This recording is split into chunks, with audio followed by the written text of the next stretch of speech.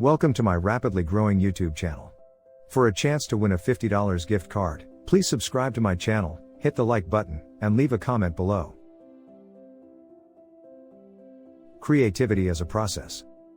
Is it destiny or development to think creatively?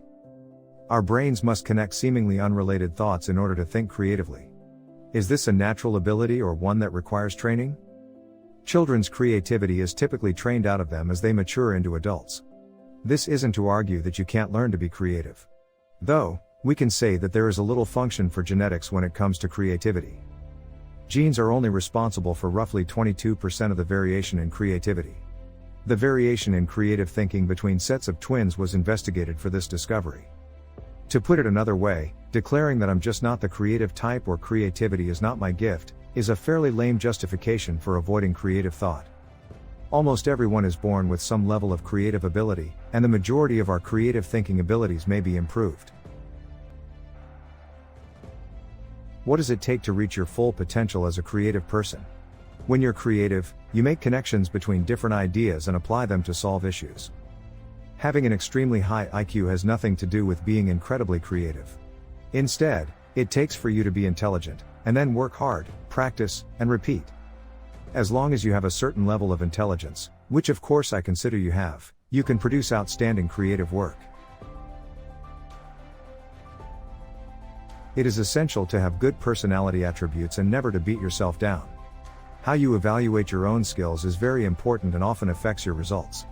Your creativity is greatly influenced by whether you approach the creative process with a fixed mindset or a progressive one. The underlying idea is that we approach things from a fixed vantage point, as if our talents and abilities are predetermined.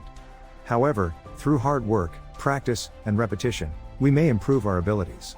Surprisingly, the way we talk about and appreciate our achievements has the power to change our minds.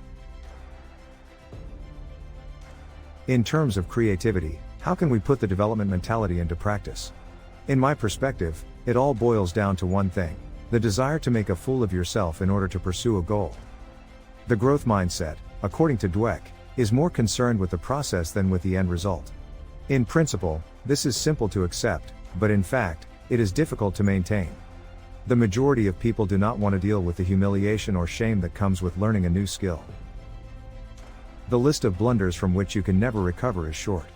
On some level, I believe we all recognize this. We know that if the book we wrote doesn't sell, if a potential date rejects us, or if we forget someone's name when we introduce them, our lives will not be ruined. What concerns us isn't always what happens after the event. It's the fear of looking silly, embarrassed, or dealing with embarrassment that keeps us from starting at all. You must be willing to take action in the face of these sensations in order to truly embrace the growth mindset and boost your creativity. How do you boost your creativity? Here are some practical ways for being more creative, if you are prepared to perform the hard work of facing your inner anxieties and working through failure. First is to exercise restraint. One of your best tools for encouraging creative thought is well-designed limits. We grow more resourceful the more we restrict ourselves. Then get some practice in. The longer you stay to your practice routine, the more you would understand that you have to come up with roughly a dozen average performance before you came up with a spectacular one. Practicing increases your chances of coming up with a creative work. You should increase your knowledge base. Something you read or hear makes you think about the problem differently, and you see it in a new light. Being in a new setting or seeing something for the first time might also help you make connections that will help you see chores in a new light. Allow yourself more time to sleep. If you obtain 6 hours of sleep per night for 2 weeks in a row, your mental and physical performance will deteriorate to the same level as if you had stayed awake for 48 hours. Sleep deprivation affects all cognitive functioning, including creative thinking. Adopt a positive mindset. Positive thinking can lead to considerable advances in creative thinking, which sounds a little fluffy to me. Why? According to positive psychology study, when we are happy, we think more broadly. The broaden and build theory is a concept that makes it easier for us to build creative connections between ideas. Sadness and depression, on the other hand, appear to contribute to more constrained and limited thinking. Just do it. The truth is that creativity requires a great deal of effort and patience. The single most important thing you can do is set a realistic pace for yourself and stick to it. Make a commitment to the procedure and follow it through. It is the only way to make creativity a reality. Finally, creativity is a method, not a destination. It isn't merely an epiphany. Mental and internal obstacles must be overcome. You must make a conscious effort to improve your skills.